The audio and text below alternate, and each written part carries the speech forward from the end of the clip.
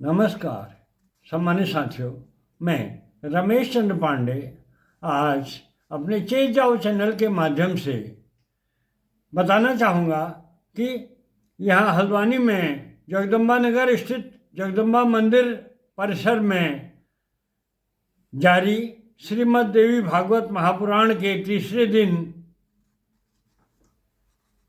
व्यास जी द्वारा सुनाई गई कथा का क्या संदेश हमें प्राप्त हुआ और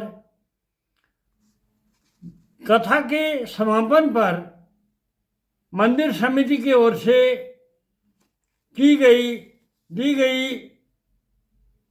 किस जानकारी से पूरा पंडाल तालियों की गड़गड़ाहट से गूंज उठा। तो सम्मानित साथियों, सर्वप्रथम मैं बताना चाहूँगा कि जगदम्बा मंदिर परिसर में जारी देवी भागवत कथा के तीसरे दिन व्यास जी के पद पर सुशोभित आचार्य पंडित खष्टा वल्लभ पाठक जी द्वारा बताया गया कि देवव्रत की किस प्रतिज्ञा के कारण उनका नाम भीष्म पड़ा और इसका पूरा विस्तृत वर्णन उनके द्वारा किया गया। और कथा का जो हमने कथा का संक्षिप्त रूप से जो भी सुनी, उसका एक संदेश जो हमने प्राप्त किया, वो पूरी कथा का संदेश ये था कि व्यास जी द्वारा सद्मार्ग और कुमार्ग में चलने का फल बताते हुए बताया कि जिस प्रकार धृतराष्ट्र की दृष्टि से वशीभूत होकर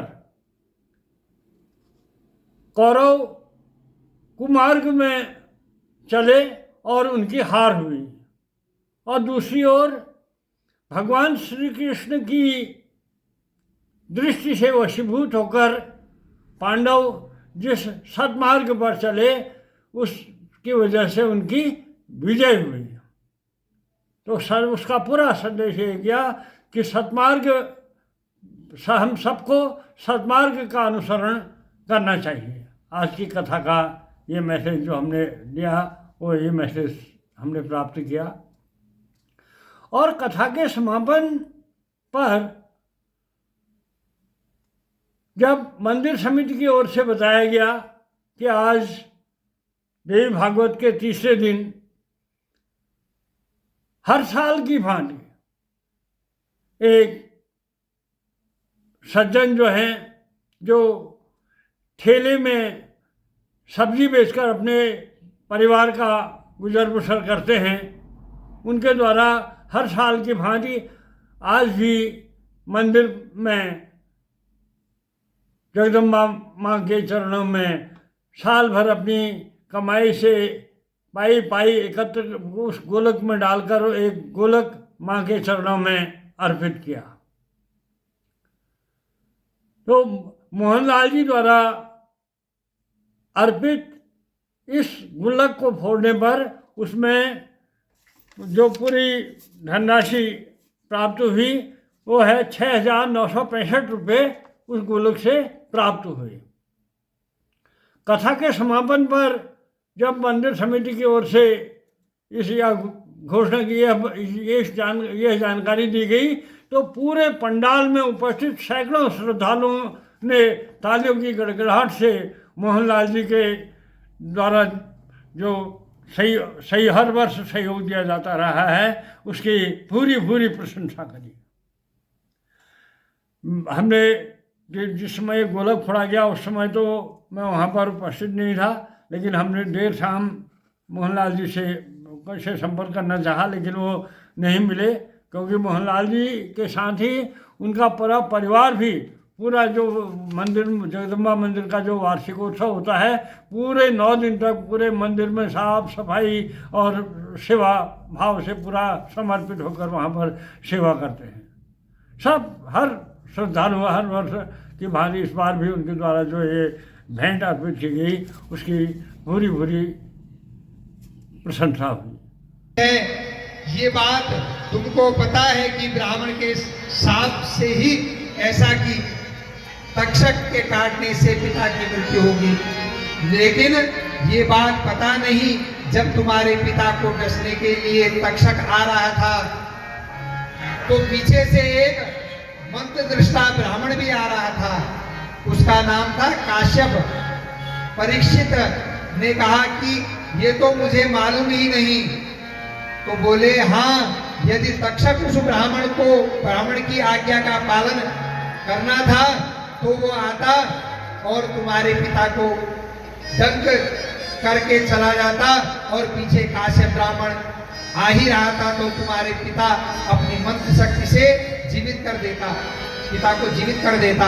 लेकिन तुम जानते हो इस तक्षक ने मार्ग में ही कश्यप को धन दे करके लौटा दिया और असली अपराधी तो ये सर्प है, ये तक्षक है। उतंग की शत्रुता को पहले से ही सर्पों से थी, तो वो अवसर की तलाश में था और सर्पों से घृणा करता था।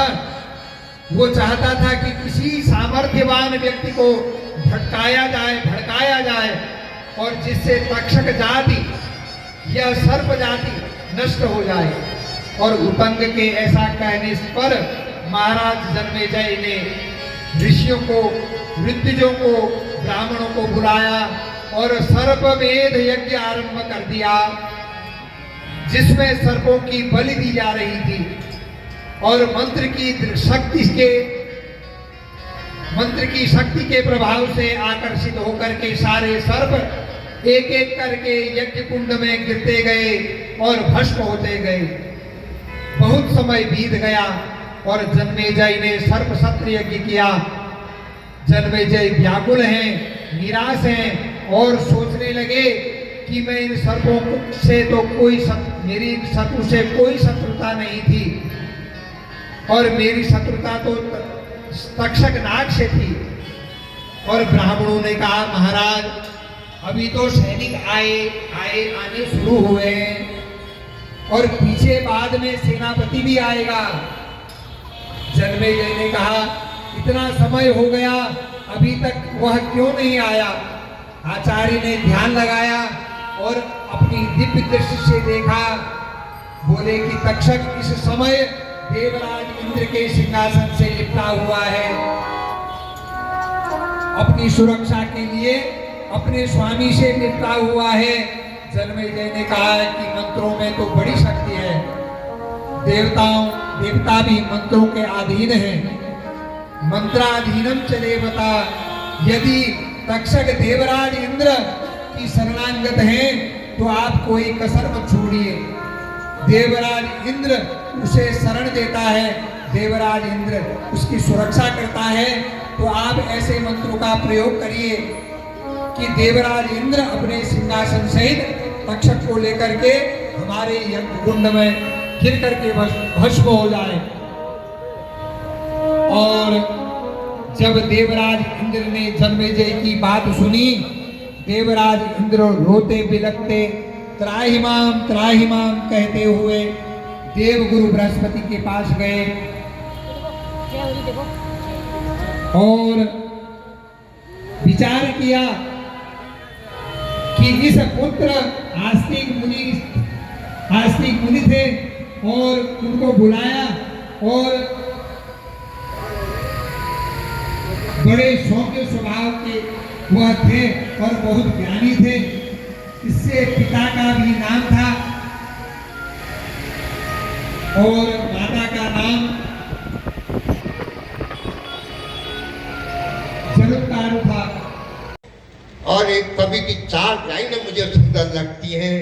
नारियां उठी नहीं तो जुल्म बढ़ता जाएगा, जुल्म करने वाला सीना जोर होता जाएगा। देश में अगर बेटियां मायूस है, नौसाद है, दिल पर रखकर हाथ के लिए देश क्या आजाद है। दुनिया उनकी अस्मिता लूट रहे हम लोग, हमारे भाई बहन। ये प्रश्न चिन्ह है महाराज। हम लोग देखो, एक बहुत हास की बात देता हूँ, मैं विह्वल हो रहा हूँ। जी परिवार थी, श्याम को ले मैं अपन चल